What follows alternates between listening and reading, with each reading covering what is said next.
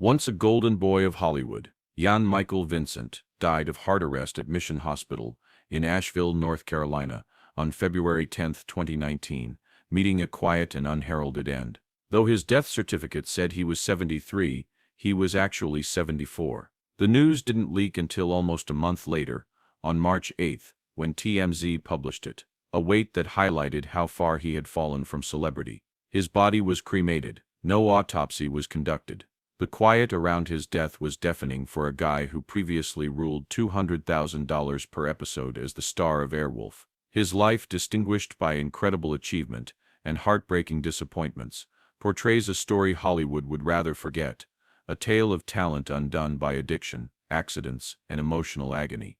Jan Michael Vincent, born July 15, 1944, in Denver, Colorado, was up in a family darkened by crime and tragedy. Leading bank heists and counterfeiting plots, his grandfather, Herbert Vincent, was a well-known California criminal in the 1920s and 1930s. Herbert and Jan's uncle Gordon were jailed in Hanford in January 1932 for robbing a bank and attacking someone with a lethal weapon. Already found guilty in 1931 for bank robberies in Hardwick and Strathmore were two other uncles, Clifford and Harold. Another uncle, Hoy, was shot dead by a sheriff's officer in Tulare, while sought for robbery in Oregon, thereby meeting a tragic end. Jan into this disordered society.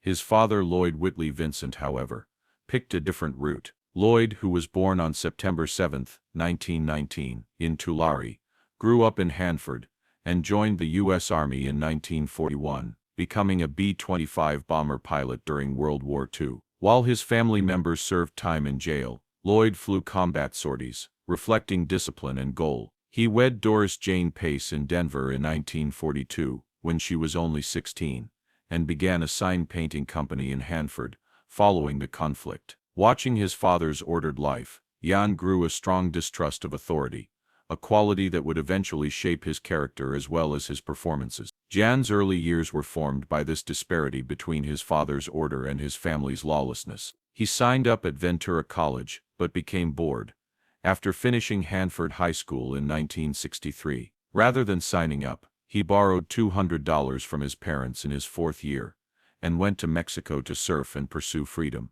When he became draft eligible in 1966, that carefree period came to an end rather suddenly. Choosing to join, he worked as a helicopter mechanic in the California Army National Guard until 1971, an expertise that would eventually give legitimacy to his famous part in Airwolf. Although he bristled under military discipline, the encounter anchored him in ways he did not yet appreciate. Vincent's start in acting was accidental, eating outside with his buddy Timmy Dagwood, who had little parts in Hollywood. One afternoon in the mid-1960s, a talent scout called Dick Clayton found him. Clayton, who found performers like Rock Hudson, sensed in Jan the natural appeal of James Dean. He gave Jan his business card. Jan, unconcerned about celebrity, almost overlooked it. Dagwood pushed him to follow up. Clayton quickly included Jan to his list of potential candidates, with Harrison Ford and Nick Nolte. Jan had no official education. He depended on his natural presence, a calm intensity that drew others in. A pilot that never aired past its first run. His screen debut came in 1967, as Tony Preto in The Hardy Boys. The Mystery of the Chinese Junk. Credited as Mike Vincent, he had a minor part in a boat-based narrative about buried wealth. Though it wouldn't reach U.S. viewers until 1979, he also featured as Tay-Boy Brown in the Mexican-American film Los Bandidos that same year. Vincent's career picked up by 1968. Proving he could manage severe drama, he featured as Rick Schneiderman, a high schooler suffering an acid assault, in an episode of Dragnet, a strange children's show mixing live action and animation. He also participated in the Banana Splits Adventure Hour, playing Link Simmons in the Danger Island parts. His first American film part that year was Little Bit Luckett in Journey to Shiloh, a Civil War drama about 7 young Texans pursuing greatness. William Hale directed the picture, which starred James Caan and Harrison Ford. Vincent's character perished from illness rather than in combat, a touching tribute to the futility of war. From children's pleasure to harsh historical stories, these early parts highlighted his adaptability. Vincent's ascent to fame came in the 1970s. He appeared in Tribes in 1970, a gritty documentary-style picture about a hippie called into the Marines, at odds with a hard sergeant portrayed by Darren McGavin. Airing on the Marine Corps' 195th birthday, it predates films like Full Metal Jacket, with its unvarnished view of military life. Starring with Robert Mitchum, he received a Golden Globe nomination for Going Home in 1971. The same year he starred as Steve McKenna in The Mechanic, a hitman mentored by Charles Bronson's Arthur Bishop. Vincent's character poisoning Bronson, only to perish in a vehicle explosion, confirmed his talent for complicated parts in the film. Showing his lighter side, he directed Disney's The World's Greatest Athlete in 1973. By 1974, Buster and Billy cast him as Buster Lane, a high school student in a sad love story set in 1948 Georgia. Though they drew criticism, the film's somber topics and daring nudity underlined Vincent's emotional depth. Vincent's action hero reputation became clear in 1975, with White Line Fever. Driving his Blue Mule rig through a glass sign in a genuine historic stunt, Carroll Joe Hummer, a Vietnam veteran fighting unscrupulous trucking executives, ran his rig. Playing a guy trapped in a town's turmoil, he featured in Vigilante Force with Chris Christopherson in 1976. By 1978, he excelled in two films, Big Wednesday, a surfing story set against the Vietnam War's backdrop portraying camaraderie and loss, and Hooper, as a bold stuntman opposite Burt Reynolds. Audiences connected with his portrayal of Matt Johnson, a troubled surfer, who combined athleticism with vulnerability. Starring opposite Kim Basinger, in Hard Country in 1981, he told a narrative of small-town aspirations, shot before but released following Urban Cowboy. Vincent's blue eyes and rough appeal drew parallels to Paul Newman, making him one of Hollywood's busiest actors in these parts. Vincent's career peaked in 1983, with a Golden Globe nomination for The Winds of War, a huge ABC miniseries, viewed by 140 million people. Playing a supporting part, he shared the screen alongside John Houseman, in a production that won 3 Emmys and received accolades. His distinguishing part then was Airwolf from 1984. Vincent became a television legend, as Stringfellow Hawk, a recluse helicopter pilot, operating a covert military aircraft. At its peak he made $200,000 per episode. Some sources said $250,000 per week, making him the most paid actor on TV.